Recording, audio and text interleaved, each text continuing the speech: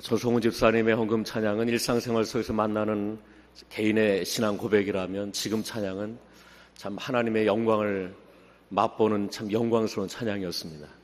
우리 다시 한번 박수할까요? 네, 귀한 찬양 감사합니다.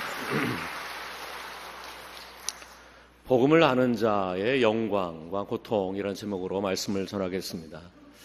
어느 날 예수님은 제자들 3명을 데리고 한 산에 오르셔서 기도하실 때 얼굴은 해처럼 옷은 아주 밝은 흰 옷처럼 광채롭게 변화됩니다. 그래서 그 산을 변화산이라고 얘기를 할 정도로 예수님의 모습은 영광스럽게 변화되었습니다. 이 모습을 보고 베드로는 고백을 합니다. 주님, 여기 있는 것이 좋사오니 여기에 초막을 짓고 살고 싶습니다 라고 말할 정도로 영적인 황홀감에 젖어서 하나님의 영광을 찬양하게 됐습니다. 우리가 신앙생활할 때에 하나님의 영광을 경험한다는 건 참 놀라운 일입니다. 사랑을 책에서 배울 수 없듯이 사랑은 사랑으로 배우는 것처럼 우리가 하나님에 대해서 성경으로 교리로만 안다는 것은 때로는 메마르고 냉랭하고 생명력이 없을 때가 많지요. 그럴 때 우리가 하나님의 영광과 예수 그리스도의 구원을 체험하게 되는 사람은 감격을 하게 될 것이고, 그 감격한 사람은 예수 그리스도의 그 놀라운 구원을 자랑하게 되는 것입니다. 나 오늘 이 시간에도 구원의 능력을 여러분 경험하고 자랑하는 여러분 되기를 축복합니다. 사도 바울은 예수 그리스도에게 사로잡혔습니다. 그리고 사로잡힌 그 예수 그리스도를 잡으려고 평생을 헌신하고 순종한 사람이 바울이었습니다. 바울은 얼마나 예수 그리스도를 자랑을 했던지 복음을 전하다가 잡혀서 결박을 당하게 되지요. 그리고 아그리파 왕과 베스도 총독과 여러 고관들 앞에서 그가 신문을 당할 때 그는 그들을 향하여서 내가 결박당한 것 외에는 당신들 모두가 나와 같이 되기를 원합니다 라는 그러한 뭐랄까요, 당돌해 보이고 어떻게 보면 듣는 자들로 하여금 마음 상할 정도의 고백을 합니다. 결박당한 주제, 죄인 주제, 언제 죽을지 모르는 그러한 주제에 감히 왕 앞에서, 총독 앞에서, 고관 대작들 앞에서 내가 이렇게 결박된 것 외에는 나와 같이 되길 원합니다 라고 말할 수 있다는 것은 놀라운 일입니다. 여러분, 과연 우리 이 세상을 사는 사람이 과연 나와 같이 되길 원한다, 너가 나와 같이 되길 원한다 라고 말할 수 있는 사람이 얼마나 될까요? 그런데 죄인 주제, 감옥에 갇힌 주제, 결박당한 주제, 꾀죄죄하고 몰골이 아주 비천한 주제, 왕 앞에서, 총독 앞에서 나와 같이 되길 원한다라고 말한다는 것은 복음의 영광을 경험한 사람만이 뱉을 수 있는 놀라운 신앙의 고백이고 간증이라는 것입니다. 그렇습니다. 우리는 복음을 자랑합니다. 특별히 로마서를 보면 바울은 이렇게 얘기합니다. 내가 복음을 부끄러워하지 않는다. 신약성경에 보면 부끄러워하지 않는다라는 부정적인 표현은 더 긍정적으로 표현할 때, 더 강조하고 싶을 때 부정적으로 표현합니다. 내가 복음을 부끄러워하지 않는다라는 표현은 내가 복음을 너무 자랑한다. 왜냐하면 복음에는 하나님이 구원을 주시는 능력이 있기 때문에 그렇다는 것입니다. 하나님의 복음에는 구원을 주시는 하나님의 능력이 있다라는 것입니다. 구원에는 하나님의 능력이 있습니다. 복음에는 하나님의 능력이 있습니다. 모든 믿는 자에게 미치는 하나님의 구원의 능력이 있습니다. 그 구원의 능력은 무엇입니까? 바로 예수 그리스도, 하나님의 의의가 되시는 예수 그리스도이십니다. 그래서 예수 그리스도는 하나님의 의의가 되십니다. 하나님의 의의다라는 것은 하나님의 의로움이, 그 의로움을 믿고 받아들이고 입고 영접을 하면, 예수 그리스도의 의의, 하나님의 의의가 그 속에 들어가면 그 사람이 의롭게 되는 것입니다. 이게 하나님의 의의입니다. 죄인이 의인이 되고 멸망받을 사람이 하나님의 자녀가 되고 죽음과 저주와 심판과 멸망밖에 없는 사람에게 하나님의 온갖 놀라운 영광과 특권과 하나님의 유산과 구원이 전파될 수 있고 그 속에 들어올 수 있는 것은 하나님의 의로움이 그 속에 들어가는 사람에게만, 하나님의 의의가 그 속에 임할 때에만 그 사람에게 하나님이 준비한, 예비한 모든 것, 신령한 것이 그 사람에게 임하게 되는 것입니다. 그 하나님의 의의가 바로 예수 그리스도라는 것이죠. 그래서 예수 그리스도를 믿을 때, 예수 그리스도를 마음에 믿을 때, 예수 그리스도를 마음에 영접할 때 예수 그리스도 안에 있는 하나님의 의의가 내 속에 들어와서 하나님의 의로움이 나를 장악하게 되고 내가 의로워지게 되는 역사가 이루어지게 되는 것입니다. 이것이 바로 복음이고, 이 복음 안에 하나님이 구원시키는 놀라운 능력이 있다는 것입니다. 이 능력이 여러분 가운데 있기를 축복합니다. 이 적선이나 착한 일이나 어떤 구제나 봉사나 노력으로 하는 것이 아니라 예수 그리스도 안에 있는 하나님의 의의가, 예수님을 믿을 때에 예수 안에 있는 하나님의 의의가 내 속에 들어와서 내가 의롭게 되는 것입니다. 하나님의 의로운 자가 되는 것입니다. 이게 복음입니다. 그래서 이 복음에는 하나님의 구원의 능력이 있게 되는 것입니다. 이건 인간의 노력이나 어떤 행위나 어떤 열심이나 어떤 공로로 되는 것이 아니라 예수 그리스도를 믿을 때 예수 그리스도 안에 있는 하나님의 의의가 내 속에 들어와서 하나님의 의로운 자가 되는 것입니다. 그것이 바로 구원의 능력이 되는 것입니다. 그래서 로마서 3장에는 예수 그리스도를 믿음으로 말미암아 모든 믿는 자에게 미치는 영향력을 주는 하나님의 의인이 차별이 없느니라라는 것입니다. 예수 그리스도를 믿을 때, 예수 그리스도를 영접할 때, 예수 그리스도를 내가 아멘하고 내 마음에 모실 때에 하나님의 의의가 그 속에 들어가게 되는 것이고, 이것은 누구에게나 차별 없이 주어지게 되는 것입니다. 복음에는 차별이 없습니다.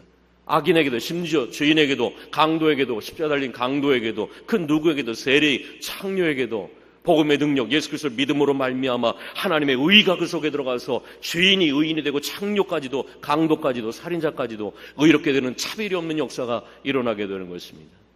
복음에는 차별이 없습니다. 믿기만 하면 마음으로 믿고 입으로 시인하기만 하면 예수 그리스도 안에 있는 하나님의 의의가 그를 영향력을 주어서 그를 의롭게 하는 역사가 나타나게 되는 것입니다. 저는 한 주간 네팔 선교 적응 웨슬레 선교 훈련원에서 하는 예비 선교사들 예비 선교 적응 훈련을 하기 위해서 같이 네팔을 다녀왔습니다. 네팔을 보면서 못 살아도 이렇게 못 살까? 더러워도 이렇게 더러울까? 온 나라 전체가 먼지에 뒤덮여갖고 피곤하기가 그지없고 초라하기가 그지없고 더럽기가 그지없습니다. 제대로 된 도로 하나가 없습니다. 근데 그 주제에, 그렇게 못 사는 주제에 그들 사이에도 계층이 있습니다. 최고의 불암한 계급이 있고 그 밑에 불가초 천민이라는 아주 멸시하고 천대받는, 조선시대에 마치 백정과 쌍놈식으로 아주 천대받는 그러한 천민들이 있었습니다. 그래서 심지어는 어떤 사람들이 여행을 할 때에 그 솥단지를 들쳐매고는 여행을 한다는 겁니다. 왜냐하면 불가초 천민과 같은 더러운 쌍놈들, 아주 미천한 사람들, 함께 겸상하지 못하는 그러한 부정한 사람들이 차려준 음식을 먹을까봐 심지어는 자기들이 음식을 해먹으면서 여행을 다닐 정도로 그런 사회였습니다. 아주 계급을 나누고 차별이 있고 심지어 신분에 차별이 있고 구원에도 차별이 있는 종교였습니다. 그러나 복음에는 차별이 없습니다. 예수 그리스도를 믿기만 하면 신분과 그 어떤 학벌과 어떤 재산과 어떤 의로움이나 죄인 상관없이 모든 믿는 자에게 미치는 하나님의 의의가 차별 없이 전파된다라는 것입니다. 이것이 바로 구원이고 복음이라는 것입니다. 그래서 예수 그리스도를 믿는 자마다 차별이 없이 하나님의 의의가 그 속에 들어가서 죄인이 의인이 되고 멸망당할 자가 하나님의 구원의 역사를 경험하게 되는 복음의 역사는 하나님의 능력이 되는 것입니다. 이 복음 앞에서 사도 바울은 감격을 합니다. 놀라운 감격을 합니다. 마치 에베레스트 산을 바라보고는 저 산이 몇 미터야, 저 산이 세계에서 몇 번째야, 저 산 안에는 뭐가 있어, 이런 어떤 지식이 아니라 에베레스트 산을 보자마자 감격을 합니다. 그 높이와 그 멋짐 앞에 와 하는 감탄하는 것처럼 사도 바울은 로마서 1장에서 7장까지는 교리적으로 어떻게 구원을 받는지, 예수가 어떻게 메시아가 되는지, 예수 그리스도 안에 어떻게 하나님의 의의가 들어와서 그 의의가 사람을 어떻게 변화시키는지 지식적인 논리의 어떤 이성적인 변증을 하고 변론을 하고 설득을 하고 어떤 그런 지적인 행사를 했다면 그 모든 걸 이제 그만둡니다. 그리고는 이제 바울은 논리적인 이성의 교리적인 어떤 설득하고 논쟁하는 것을 다 뒤로 하고 이제 놀라기 시작합니다. 감탄하기 시작을 하는 것입니다. 그러면서 사도 바울은 감격하여서 오늘 31절 39절까지의 말씀을 말합니다. 만일 하나님이 우리를 위하시면 누가 우리를 대적하겠는가? 하나님이 우리와 함께 하시면 누가 우리를 고발하겠는가? 하나님이 우리를 구원하셨다면 누가 우리를 정죄하겠는가? 하나님이 예수 그리스도 안에 하나님의 사랑인데 누가 우리를 그리스도의 사랑에서 끊을 수 있겠는가? 우리는 넉넉히 이길 것이다. 사망이나 생명이나 현재이나 장래이나 죽음이나 그 모든 능력이나 높음이나 급품 어떤 것도 우리 주 예수 그리스도 안에 있는 하나님의 사랑에서 끊을 수 없다라고 감격을 하고 감탄하는 것입니다. 누가 우리를 고발하겠는가? 누가 우리를 대적하겠는가? 누가 우리를 정죄하겠는가? 누가 우리를 그리스도의 사랑에서 끊을 수 있겠는가? 사망이나 생명이나 천사들이나 권세자들이나 현재이나 장래이나 능력이나 높음이나 그 어떤 것이라도 예수 그리스도 안에 있는 것입니다. 다른 데 있는 것이 아니고 우주 만물에 있는 것이 아닙니다. 구체적으로 하나님의 의, 복음의 능력은 예수 그리스도 안에 있는 하나님의 사랑으로 말미암아 우리가 대적할 수 있고 누가 우리를 고발한다 할지라도 이길 수 있고 우리를 죄인이야 정죄해도 우리는 넉넉히 이기게 되는 역사는 바로 예수 그리스도 안에 있는 하나님의 사랑이 우리를 넉넉히 이기게 된다는 역사가 여러분 가운데도 있기를 축복합니다. 이걸 찬양하고 있습니다. 이걸 고백하고 있습니다. 이걸, 이 위대함을, 이 놀라운 복음의 감격 앞에서 사도 바울은 압도당하여서 머리에 이성의 지성적인 논증을 그만둡니다. 이제는 찬양을 합니다. 그 영광 앞에 그는 그 영광을 노래하기 시작합니다. 누가 우리를 그리스도의 사랑에서 끊을 수 있겠는가? 누가 우리를 고발하고 정죄하고 정심판할 수 있겠는가? 예수 그리스도 안에 있는 하나님의 사랑은 우리를 넉넉히 이기게 할 것이다 라고 영광의 찬양을 부르고 있는 것입니다. 우리가 신앙생활 하다 보면 낙심할 때가 있고 믿음이 흔들릴 때가 있고 좌절할 때가 있고 염려와 근심에 눌릴 때가 있습니다. 그럴 때마다 저는 성경의 여러 가지를 펴고 그런 것도 중요하지만 로마서 8장 오늘 읽은 본문을 여러분 읽어보십시오. 누가 우리를 대적하겠는가? 누가 우리를 고발하겠는가? 누가 우리를 정죄하겠는가? 누가 우리를 그리스도의 사랑에서 끊을 수 있겠는가? 우리는 넉넉히 이길 것이다. 예수 그리스도 안에 있는 하나님의 사랑 때문에 우리는 넉넉히 이길 것이다 라는 오늘 읽은 본문만 몇 번만 읽어본다면 그 모든 것에서 우리는 얼마든지 이길 수 있는 힘을 우리는 얻게 될 것입니다. 저는 개인적으로 성경에서도 많은 부분을 좋아하지만 특별히 제 전료분들은 알겠지만 제가 제일 영광스럽게 제일 감동적으로 읽는 본문 중에 하나는 오늘 로마서 8장 31절 39절입니다. 누가 우리를 대적하는가? 누가 우리를 고발하는가? 누가 우리를 정죄하는가? 누가 우리를 끊을 수 있겠는가? 우리는 넉넉히 이길 것이다. 바로 예수 그리스도 안에 있는 하나님의 사랑 때문에 우리는 넉넉히 이길 것이다 라는 이 말씀 앞에서 의심이 떠나가고 꺼진 마음이 불이 붙고 흔들린 마음이 다시금 정돈이 되고 복음의 역사를 다시 붙들 수 있는 말씀은 아주 오늘 본문으로 충분합니다. 마치 베드로가 베나산에서 주님을 바라보면서 주여 여기 있는 것이 좋사오니 라고 고백하는 것처럼 로마서 8장의 말씀은 우리를 감격하게 충분하게 하고 꺼진 마음을 불붙이게 하는 충분한 말씀이 로마서 8장의 말씀입니다. 만약에 우리가 목사로서 제가 목사로서 만약에 우리가 성도로서 로마서 8장에서 끝난다면 얼마나 좋을까요? 만약에 로마서가 1장에서 8장으로만 끝날 수 있다면 목사 정말 할 맛 날 것입니다. 설교 정말 할 맛 날 것입니다. 맨날 복음만 찬양하고 영광만 찬양하고 하나님의 은혜에 대해서 노래만 부르면 얼마나 좋겠습니까?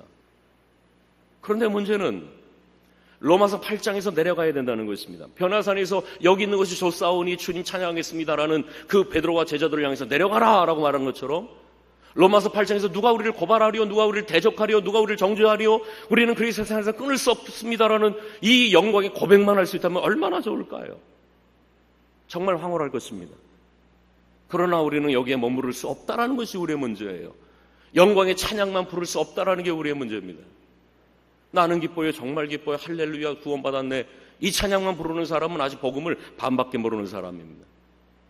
복음의 영광만큼 봉우리가 높을수록 그 골짜기가 깊은 것처럼 복음의 영광을 크게 경험한 사람일수록 그 경험한 이상으로 복음은 우리에게 고통을 주는 것입니다. 복음은 우리에게 이러면서 양가 감정을 줍니다. 복음의 영광 앞에서 우리는 압도당하지만 동시에 복음의 영광을 맛본 사람이라면 복음이 주는 고통이 있어요. 여러분 자녀 키울 때도 마찬가지입니다. 자녀 키울 때 얼마나 행복합니까? 어렸을 때 누가 그래 어렸을 때 이미 평생 효도를 다 했다고 말할 정도로 어린아이를 키운다는 게 얼마나 기쁨이 됩니까? 아장아장하고 말을 하고 얼마나 기쁨이 됩니까? 그런 아이들이 커갈수록 아이들은 우리에게 고통을 줄 때가 많습니다. 복음도 마찬가지예요. 복음의 영광이 있어요. 예수 그리스도 안에 있는 하나님의 능력이 있습니다. 예수 안에 있는 하나님의 의가 있습니다. 차별 없이 믿기만 하면 의롭게 되고 하나님의 자녀가 되는 영광이 있습니다. 그리스도의 사랑 안에, 그리스도 안에 하나님의 사랑이 우리를 넉넉히 이기는 영광이 있습니다. 그러나 문제는 그 복음이 우리를 또 고통스럽게 한다는 것입니다. 오늘 1절에서 9장 1절 3절 보시면 내가 그리스도 안에서 참말을 하고 거짓말을 아니하노라. 나에게 큰 근심이 있는 것과 마음에 그치지 않는 고통이 있는 것을 내 양심이 성령 안에서 나와 더불어 증언하노라. 내 형제고 고리게 친척을 위하여 내 자신이 저주를 받아 그리스도에서 끊어질지라도 원하는 바로다. 여러분 로마서 8장으로 끝난다면 우리는 9장을 모른다면 복음의 영광만 할 것입니다.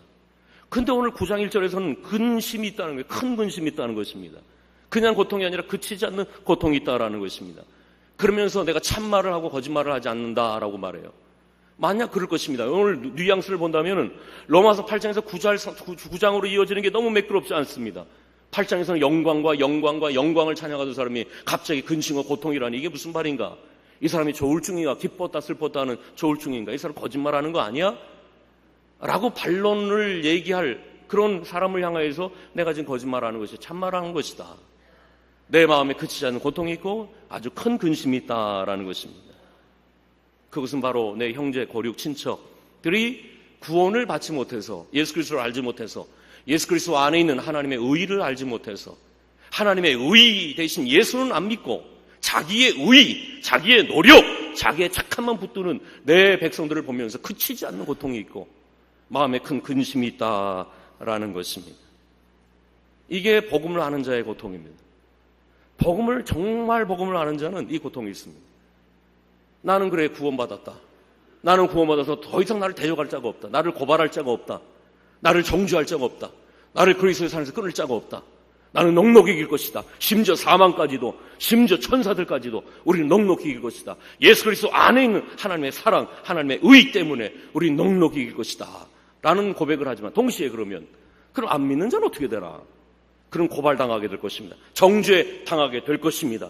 그런 심판받게 될 것입니다. 그런 그리스도의 사랑에서 끊어지게 될 것입니다 라는 걸 알 때 우리는 고통하게 됩니다. 그때부터. 나는 기뻐요. 나는 구원받아서 기뻐요. 감사해요. 그러나 예수 그리스도 안에 있는 하나님의 사랑을 모르는 자, 예수 그리스도 안에 있는 하나님의 의를 모르는 자는 그는 대적당하게 될 것이고 고발당하게 될 것이고 정죄함을 받게 될 것이고 그리스도에서 끊어지게 될 것이고 넉넉히 이기지 못하게 될 것입니다. 여기에서 오는 고통이 있고 아픔이 있는 것이죠. 여러분에게는 이런 아픔이 있습니까? 복음의 영광만 하고 할렐루야 구원받았는데 맨날 박수를 하고 전도하지 않는 사람은 아직 복음을 모르고 유치한 신앙이에요. 마치 어린아이들이 사탕만 좋아하는 것처럼, 단 것만 좋아하는 것처럼. 로마서 8장에 머물러 있는 사람은 유치한 믿음이에요, 사실은. 그러나 로마서 9장에 올 때 우리는 비로소 타자를 바라보게 되고 구원받지 않는 타인을 바라보게 되면서 느끼는 고통, 아픔을 느끼게 되는 것이죠. 이게 바로 성숙한 믿음이에요. 여기서 그리스도의 고통이 있습니다. 목사의 고통이 여기에 있어요. 목사가 설교할 때 여기에 고통이 있어요. 만약에 8장에서 끝나면 맨날 좋은 얘기나 할 거예요. 웃기는 얘기나 할 것이고. 그럼 안 믿는 자는 어떻게 되나? 저들은 고발당하게 될 텐데, 정죄당하게 될 텐데, 대적을 받게 될 텐데, 그리스도의 사랑에서 끊어지게 될 텐데 어떻게 할까? 지금도 가끔 생각나는 한 여집사님이 계십니다.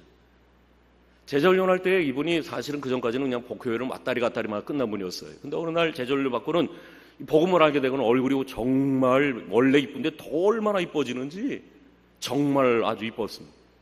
근데 그분이 어느 순간부터 얼굴이 어두워져요. 그리고 얼굴이 근심이 많게 됩니다.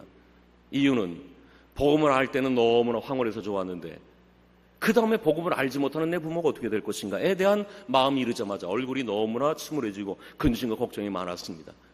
결국 제자훈련을 다 받는 다음에 그는 이사가고 교회를 떠나게 됐습니다. 제자훈련을 너무 잘 받아서 교회를 떠난 분 중에 한 분입니다. 그리고는 어머니 옆에 가서는 어머니 결국 구원시켰습니다. 이게 복음을 아는 자의 고통이에요. 그래, 난 구원받았다.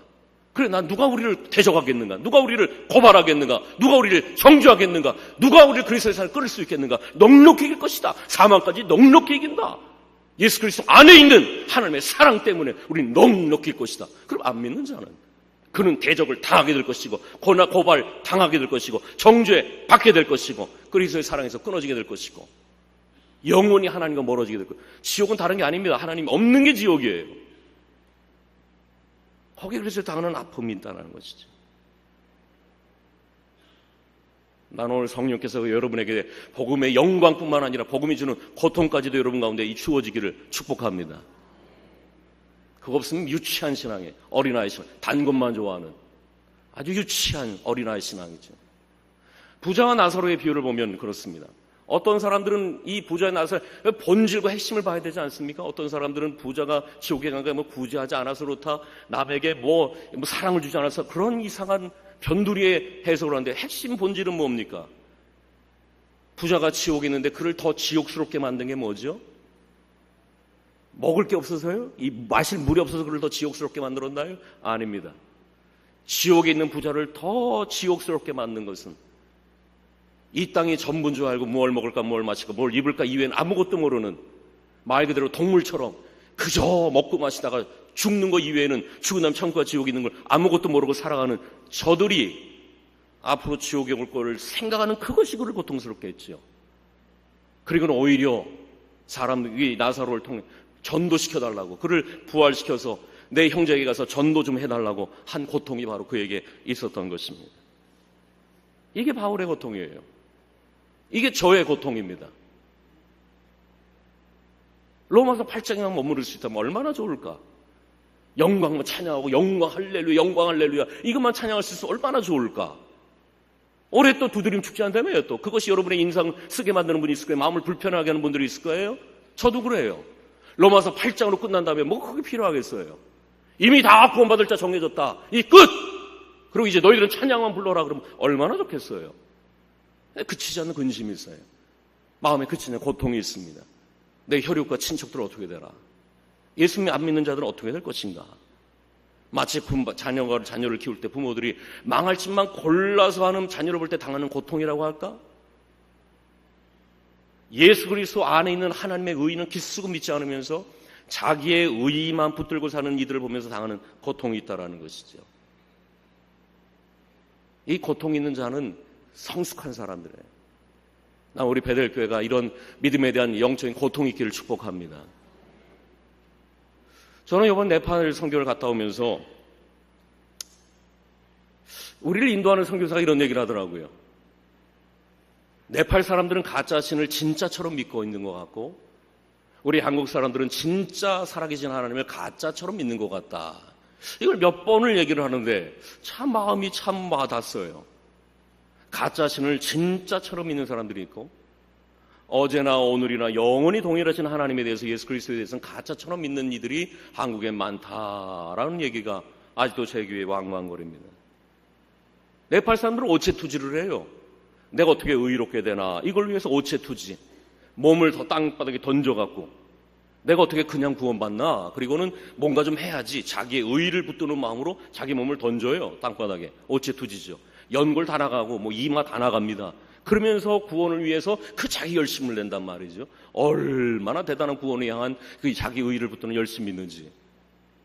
그리고 네팔에는 개들이 얼마나 많은지 몰라요. 개들이 피하지도 않아요. 사람이 피해가요. 얼마나 개들이 자빠져서 땅바닥에서 자빠져 잠자는지. 그래서 한 장로님이 이런 얘기하더라고요. 야, 여기 와서 보신단 장사하면 정말 잘 되겠다 라고 얘기할 정도로 개들이 얼마나 많은지 사람들이 건들지도 않고 길바닥에 개들이 앉아있어서 사람이 다 피해가요. 왜 그러냐 했더니 개가 신이래요. 그러면서 또 이런 얘기를 했어요. 소도 막 길거리에 돌아다니는데 소도 자동차가 피해가야 돼요. 그러면서 하는 말이 차가 사람은 치는지 모르겠지만 소는 안 친다는 거예요. 소가 신이래요. 어느 사원에 갔더니 원숭이들이 너무나 많아요. 원숭이들이 정말 많아요. 원숭이 저렇게 내버려두냐 했더니 원숭이도 신이래요. 다 신이에요, 다 신. 그걸 바라보면서 얼마나 그 상점에 코끼리, 원숭이, 뱀, 이 온갖 동물의 형상을 만들어 놓고 그것들을 팔고 있는지 몰라요. 저는 그 현상을 볼 때마다 바울이 에덴에서 가졌던 그리스 아덴에서 가졌던 분노가 일어나는 것처럼 제 마음에 로마서 1장의 마음이 떠올랐어요. 그 생각이 허망하여지고 미련한 마음이 어두워져서 썩어지지 아니하는 하나님의 영광을 썩어질 사람과 새와 짐승과 기어다니는 동물 모양의 우상으로 바꾸었느니라. 생각이 미련해지고 어두워지니까는 하나님의 영광은 다 안 믿고 하나님이 보내신 예수 그리스도는 안 믿고 사람과 금수와 썩어질 형상과 동물의 우상으로 만들어내놓고 이게 신이다. 개가 신이고 소가 신이고 원숭이가 신이고 다 신이다. 그리고 그 앞에 넙죽 엎드리고 그걸 피해가고 존중하고 하는 모습 볼 때마다 하나님은 기쓰고 믿지 않으면서 금수와 버러지와 여러 동물의 우상을 만들어서 그 앞에 섬기는 모습을 바라볼 때 너무 가난함도 안타깝지만 그 어두움, 생각이 어두워지고 미련한 마음이 어두워져 갖고는 그 오체투지를 하면서 개에게 소에게 신이라고 추앙하면서 기쓰고 하나님을 믿지 않는 자들을 보면서 너무나 불쌍한 거예요. 이것도 그들의 자유다라고 맡겨야 되겠어요? 참 생각이 어두워지고 허망하니까 개를, 소를, 원숭이를 신으로 신이 3억 개예요. 3억 3천 개. 그러나 하나님께서도 그 어두운 땅에 하나님의 복음의 빛을 주셔갖고 최고의 계급인 사람, 브라만과 같은 최고의 계급인 사람들이 자기의 가족으로부터 버림을 당하면서도 한인 선교사가 운영하는 신학교에 와서 신학을 배우고 학장이 되고 한국에 와서 신학을 하고 돌아가서 거기서 학장이 돼갖고 네팔 사람들은 신학 훈련을 하는 현지인을 보고 한국 선교사를 보면서 그들과 함께 한국의 찬양을 부르고 한국에 있는 복음을 부르면서 얼마나 감동스러운지 몰랐어요. 저는 거기서 느낀 게 하나 있습니다. 우리 조선시대도 똑같았죠. 지금 네팔이 최빈국이래요. 방글라데시보다 더 못 산다는 거예요. 근데 사실은 여러분 구한물 때 1990년대, 1950년대만 해도 1990년대부터 1950년대만 해도 대한민국은 1인당 GNP가 $50도 안 됐어요. $50도 안 됐습니다. 50불도 안 됐어요. 필리핀이 와서 우리에게 체육관을 지어줄 정도로 1950년대 우리나라의 1인당 GNP는 $50도 안 됐단 말이죠. 여러분 그때 우리나라가 어땠습니까? 천민이 있고 상놈이 있고 양반이 있고 계급이 많았댔어요. 그리고 어린아이고 아이들을 무시하고 멸시했죠. 그리고 툭하면 조상신이 화났다 그러고 무당질이나 했지요. 그리고 부옥신, 빗자루신, 치간신, 똥뚝간신 얼마나 많은 신들이 귀신들이 많았습니까? 우리나라하고 똑같아요 지금 네팔이 옛날에. 근데 선교사가 들어와서 학교를 짓고 병원을 짓고 교회를 지어갖고 모든 허망한 생각과 모든 어둠을 몰아내서 애국가 가사처럼 하나님의 보호하사 우리나라 만세가 된 것은 박정희가 아니라 복음의 역사라는 걸 믿는 여러분 되길 축복합니다. 복음이에요. 툭하면 그 나라 우리나라 어땠습니까? 술 먹고 애들 때리고 마누라 때리고 첩 얻어놓고 그 다음 툭하면 무당 불러서 굿하고 귀신이 왜 이렇게 많았어요? 부뚜막에도 귀신 놀라면 안 된다고 측간에도 귀신 놀라면 안 된다고 쌀 갖다 주고 얼마나 그랬어요. 지금 네팔이 꼭 그 꼴이에요.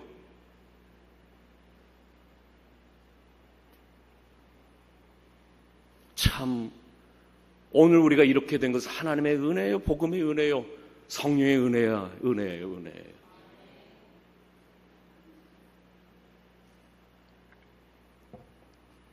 바르트는 이런 얘기를 한 적이 있습니다. 하나님이 영광 받지 못하는 교회는 두 교회다. 하나님이 영광 받지 못하는 교회는 두 교회다. 하나는 탐욕스러운 교회, 또 하나는 파괴된 교회다. 탐욕스러운 교회예요.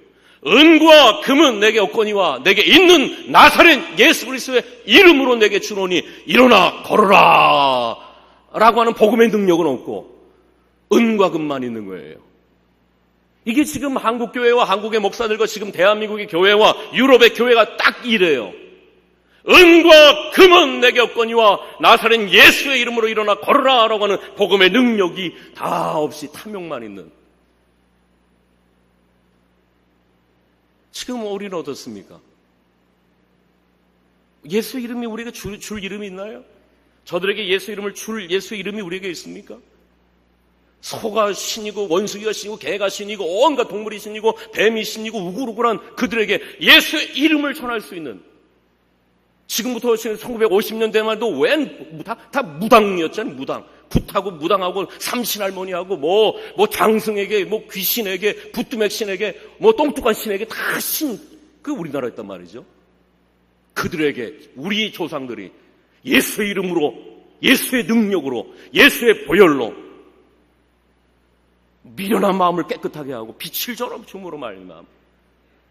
그 당시 한국은 하나님께 영광 돌리는 교회였고 한국의 교회는 영광 돌리는 교회였습니다. 하늘 가는 길을 알지 못한 이들에게 하늘의 빛을 주고 너희는 가라 온 족속으로 민족을 삼으라 아버지와 아들과 성령의 이름으로 세례를 주라라는 그 말씀 하나 붙들고 한국교회는 지금까지 왔지만 지금의 한국교회는, 지금의 한국 교인들은 은과 금은 있지만 보혈의 능력, 예수의 능력, 말씀을 줄 수 있는 권세, 그것이 회복될 수 있는 우리 교회와 여러분이 될 수 있기를 축복합니다. 복음을 주는 교회, 은과 금은 내게 없지만 예수 이름을 주고 예수 이름을 허망한 생각을 물리쳐내고 예수 이름으로 그 우상을 떠나보내고 하늘 가는 길을 밝히 보여주는 그 교회는 하나님이 영광 받는 교회요, 하나님께 영광 돌리는 교인이 될 것입니다. 두 번째는 파괴된 교회입니다. 지금의 하나님의 말씀이 파괴됐습니다. 하나님의 뜻이 파괴됐습니다. 요즘의 시대는 악을 악이라고 말하지 못하는 시대, 선을 선이라고 말하지 못하는 시대입니다. 오직 예수 불신천당, 예수 천당 불신지옥을 아주 조롱하는 시대입니다. 부흥하는 걸 조롱하는 시대, 성장을 조롱하는 시대를 우리는 살아가고 있습니다. 여러분, 배가 등대 쪽으로 오면 배가 피해야 되는 겁니까? 등대가 피해야 되는 겁니까? 배가 피해야죠. 근데 요즘 어때요? 인권이라는 이름으로 등대 보고 옮겨가래요. 하나님의 말씀을 설득시키려고 그래요. 하나님의 말씀을 변질시키려고 합니다. 말씀이 파괴되는 시대예요. 말씀을 변화시키려고 그래요. 동성애로 하나님의 말씀을 변화시키려고 그래요. 인권으로 하나님의 말씀을 변화시키려고 파괴하는 시대예요. 하나님의 뜻이 파괴되고 기도가 파괴되고 제단이 파괴되고 하나님에 대한 열정이 파괴되는 시대를 살아가고 있어요. 이런 시대에 다시 우리는 복음 앞에서, 다시 복음을 붙들고 십자가 앞에서 하나님의 뜻을 세울 수 있는 우리 교회가 될 수 있기를 축복합니다. 그 영광을 돌리는 교회, 복음의 능력을 가지고 복음의 영광을 맛보고 이 세상을 향해서 그 복음을 줄 수 있는 교회. 은과 금은 없거니와 예수 이름으로 일어라 걸으라. 그 너희는 가라 온 족속으로 제자를 삼으라는 그 말씀을 파괴된 것이 아니라, 그 말씀을 붙들고 충성이 파괴된 것이 아니라, 열정이 파괴된 것이 아니라 그 뜻과 말씀을 가지고 기도를 가지고 복음을 전할 수 있는 교회. 그 교회는 하나님께 영광을 돌릴 수 있는 교회다라는 것입니다. 오늘 베델교회는 왜 여기에 있어야 될까요? 오늘 여러분은 왜 이렇게 분주한 날, 바쁜 날 왜 주일마다 교회 나와야 될까요? 베델교회가 여러분에게 어떤 의미가 있습니까? 여러분은 복음을 알고 어떤 삶을 살고 있습니까? 복음의 능력이 여러분 가운데 있나요? 누가 우리를 대적하겠는가? 누가 우리를 고발하겠는가? 누가 우리를 정죄하겠는가? 누가 우리를 그리스도의 사랑에서 끊을 수 있겠는가? 그 복음의 영광 앞에서 그러면 대적받는 사람들, 고발당할 사람들, 심판받을 사람들, 그리스도의 사랑에서 끊어질 사람들, 그들은 어떡할까에 대한 큰 근심과 그치지 않은 고통이 있는 사람들, 그 사람들 그리스도인이죠. 불은 탐으로 존재하는 것처럼 교회는 전도함으로 존재한다라는 것이 1층에 있는 엘리베이터 위에 있는 문구입니다. 불은 탈 때 존재하는 것이다. 타야만 존재하는 것입니다. 교회도 마찬가지죠. 교회도 선교하고 전도할 때에 부응하게 되는 것이고 존재하게 되는 것입니다. 저는 이번에 선교를 하면서 한 목사님이 저한테 큰 울림이 됐습니다. 그 목사님 모습을 보면서 내가 앞으로 이렇게 목회해야 되겠구나. 이렇게 목사로서의 나이를 먹어야 되겠구나. 그 한 모델 중에 한 분을 만나게 됐습니다. 그분은 이제 은퇴가 얼마 안 남은 분이에요. 저는 이번 네팔에 갔다 왔지만 네팔에서 금요 저녁에 비행기를 타고 새벽에 올 때 얼마나 비행기 안이 힘든지. 그런데 그분은 그 나이가 될 때까지 아프리카 오지 다니면서 선교사를 격려하고 선교지를 격려하고 선교사를 격려하고 선교 지혜를 또 축복을 하고 선교사가 새 힘을 얻고, 그러면서 우리들한테 이런 얘기를 하더라고요. 목사에게 남는 건 선교뿐이다. 그 말이 저의 마음에 아주 깊이 박혔어요. 여러분, 제가 앞으로 70이 되고 은퇴한 다음에 저에게 뭐가 남을까요? 여러분이 나중에 이 땅의 모든 걸 다 뒤로가 하나님 앞에 섰을 때 여러분에게 뭐가 남을까요? 나 자녀 몇 명 낳았다. 뭐 어디 회사 다녔다. 어디 학벌 나왔다. 뭐 이런 게 남을까요? 그건 다 썩어질 것입니다. 무엇이 남을까요? 목사에게나 여러분에게 남는 것은 선교요 전도다라는 것은 제게 큰 마음의 울림이 되었습니다. 우리 교회가 뭘 남길 것인가? 우리 교회는 앞으로 어떻게 나가야 될 것인가? 복음의 영광을 아는 자들, 복음의 영광 앞에서 복음의 영광을 알지 못하는 저들을 향하여서 그 생각이 허망해지고 미련한 마음이 어두워져갖고 소가신이고 개가신이고 이 땅이 전부인 줄 알고 사는 저들에게 우리 교회는 또 뭘 해야 될 것인가?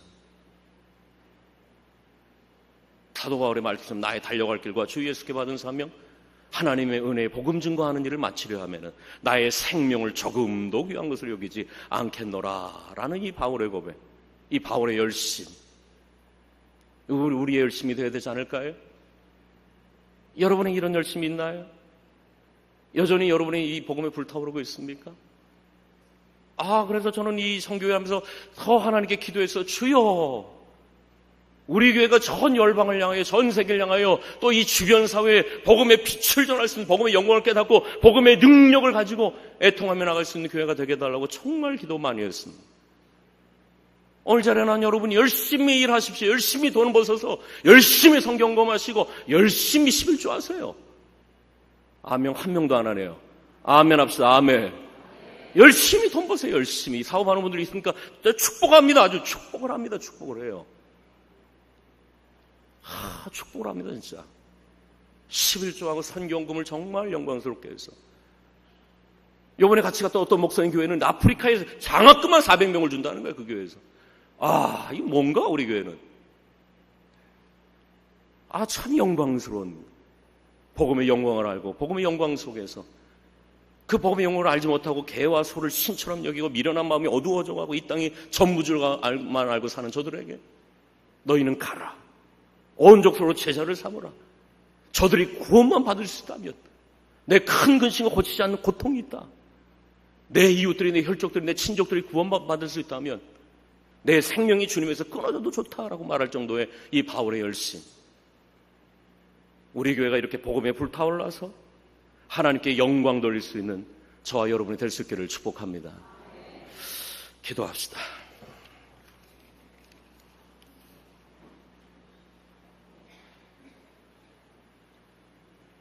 누가 우리를 대적하리요, 누가 우리를 고발하리요, 누가 우리를 정죄하리요, 누가 우리를 그리스도의 산에서 끊으리요.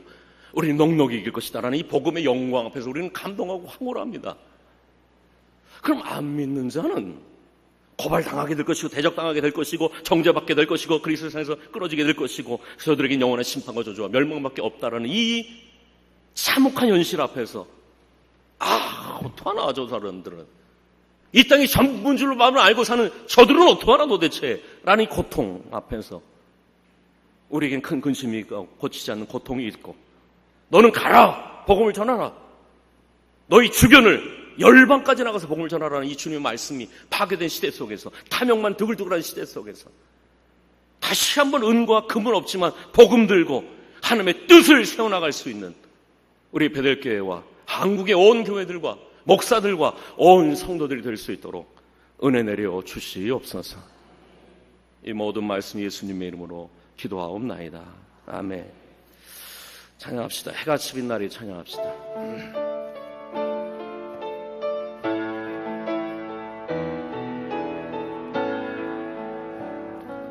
당신의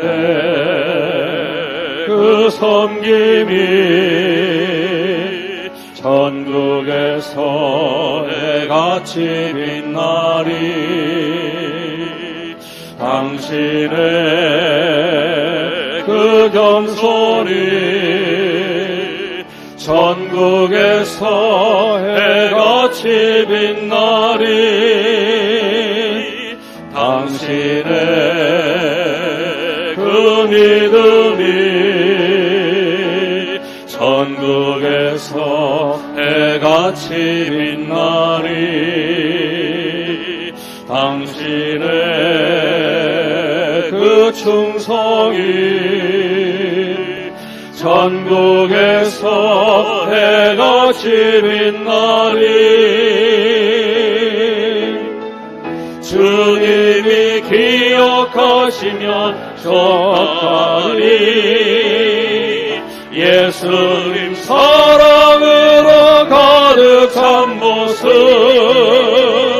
천사들은 많은 아름다운 그 모습, 천국에서 해같이 빛나리. 우리 이 시간 기도할 때에 복음의 영광을 모르는 분들은 눈 열어주셔서 복음의 영광을 먼저 알게 해달라고, 복음의 영광을 아는 분들은 동시에 복음의 그 영광을 알지 못하는 이들 향해 애통하는 마음을 갖고 그들의 복음의 영광을 전할 수 있는 마음을 우리 베델교회가 주변과 온 열방을 향하여 전도하며 선교하는 교회가 되게 해달라고 기도합시다.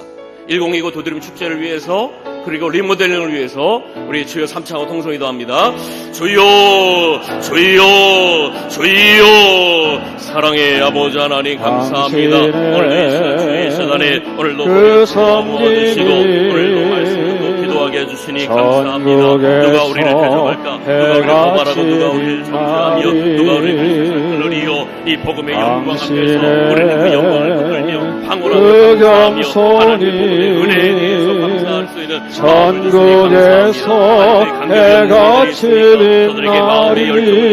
눈을 열어주셔서 복음을 알고 복음을 깨닫고 하나님의 의가 되신 예수 그리스도 안에 놀라운 것을 깨달을 수 있는 믿음을 허락하여 주시옵소서. 이 복음을 알지 못하고 여전히 이 생각이 어두워지고 미련한 마음이 어두워져서 하나님의 의가 되신 예수님은 그리스도 믿지 않으면서 온갖 것들을 자기의 의로 삼아 살아가는 전국에서 해같이 빛나리. 영혼들에게 우리가 아버지의 마음을 가지고 애통하는 마음을 가지고 주님이 기억하시며 저들에게 헌신할 수 있는 베델 모든 성도들이 되게 도와주시옵소서. 예수님 이름이 사랑으로 가득한 없지만 모습 예수의 이름을 전할 수 있는 하나님의 뜻을 천사도 흥분하는 아름다운 그 모습 천국에서 해같이 빛나리 복음을 전할 수 있는 믿음의 패들 전환이 될 수 있도록 은혜 내려주시길 원합니다. 이 이름에서 영광이고 저들의 축제를 할 때에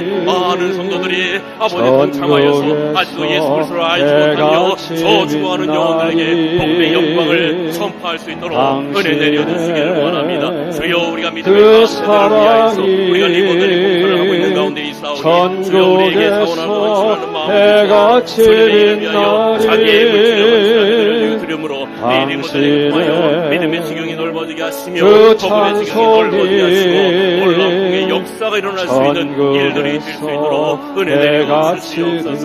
우리 베들교회를 받아주시고 우리 베들교회가 하나님께 영광 돌릴 수 있는 세단이 될 수 있도록 나의 헌신이 주옵소서. 전국에서 해같이 빛나리 주님이 기억하시며 전하리 불타는 사명으로 가득 찬 모습 천사도 흠모하는 아름다운 그 모습 천국에서 해같이 우리 일어나서 2절 당신의 그 순종이 당신의 그 순종이 천국에서 해같이 빛나리 당신의 그 사랑이 천국에서 해같이 빛나리 당신의 그 찬송이 천국에서 해같이 빛나리 당신의 그 헌신이 천국에서 해같이 빛나리 주님이 기억하시면 족하리 불타는 사명으로 가득 찬 모습 천사도 흠모하는 아름다운 그 모습 천국에서 해같이 빛나리. 이제는 우리 주 예수 그리스도의 은혜와 하나님 아버지의 크신 사랑과 성령의 감화감동 역사 교통하심이 하나님의 복음의 영광을 알고 그 영광을 가지고 그 영광을 모르며 이 멸망의 길을 가는 저들을 향해 애통하는 마음을 가지고 나가 복음 전하며 살길 원하는 한국의 모든 교회와 베델교회와 온 성도들 머리 위에 이제부터 영원토록 함께 하시기를 간절히 축원하옵나이다. 아멘.